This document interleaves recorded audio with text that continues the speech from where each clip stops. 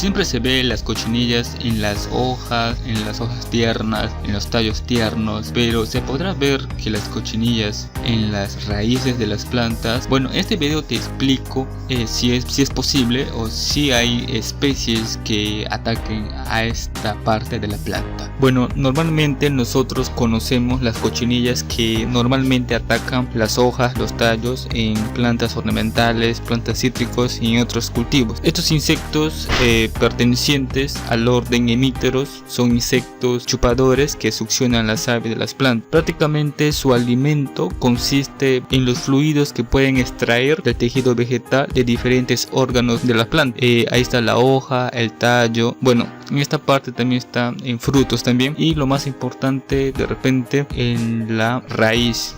Sí, en la raíz. Entonces, durante su alimentación, estos insectos excretan una sustancia melosa que facilita prácticamente el crecimiento de hongos. Uno de los hongos más conocidos es la fumagina, o también lo describen como una capa negrosa que se forma debido prácticamente al crecimiento de un hongo del género Cacnodium. Bueno, prácticamente cuando tú ves fumagina o un negrillo, esto sería una sintomología o un síntoma que es particularmente importante para diagnosticar o para decir que tienes cochinillas, ¿sí? Es un síntoma que te va a identificar. Ahora vamos a ver las características de los insectos. La hembra es un insecto áctera. Esto quiere decir que la hembra no tiene alas. La forma de la hembra es una forma ovalada y sus colores son prácticamente rosados y también tiene tonos medios amarillentos. Pero este insecto tiene una capa,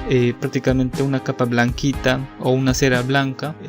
Esto le sirve más o menos para protegerse de los insectos predadores naturales que tiene este insecto y también para protegerse de los insecticidas. El macho tiene alas, o sea, es un insecto alado, pero su función principal prácticamente es fecundar a las hembras, es su única función. Y otro dato muy interesante es que los machos al nacer pueden o no pueden tener los aparatos bucales, entonces esta es la principal razón de su muerte. Bueno, este insecto vive en colonias, principalmente una vez que desde el huevo salen las ninfas, prácticamente las ninfas buscan un refugio y también un lugar donde alimentarse. Hay que tener en cuenta que los últimos estadios ninfales de este insecto ya van perdiendo la movilidad, o sea, prácticamente son inmóviles al momento de ir desarrollándose en las etapas ninfales. Es por eso que se establecen más o menos colonias. Y otro dato muy interesante es que existe más de 6.000 especies de esta plaga. La mayoría son parásitos que causan daños a la planta. Hay varias especies de cochinillas que están enfocados o localizados en las raíces o tallos. Por ejemplo, tenemos en las raíces de los árboles de café que están localizados y se alimentan de la savia de las raíces. Estas cochinillas que se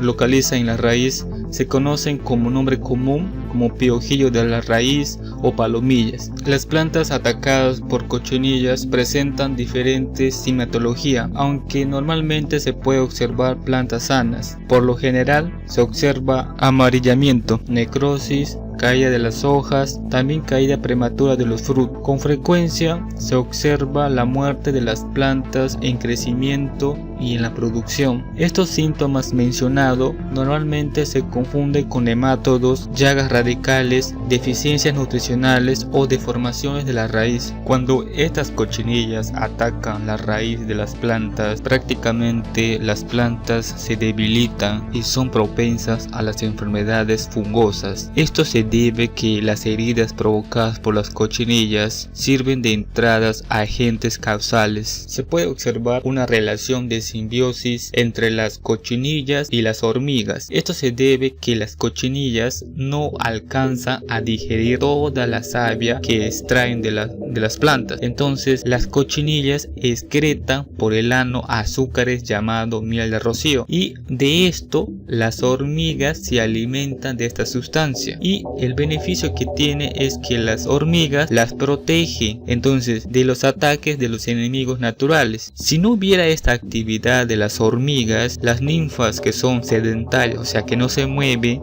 se ahogarían con su excreto, o sea con sus excretas, o sea con la miel, y quedarían expuestas a los ataques de los depredadores. Además, las hormigas transportan a las cochinillas a lugares más seguros y a nuevas fuentes de alimento. Esto prácticamente lo contribuye a una rápida dispersión en nuestros cultivos.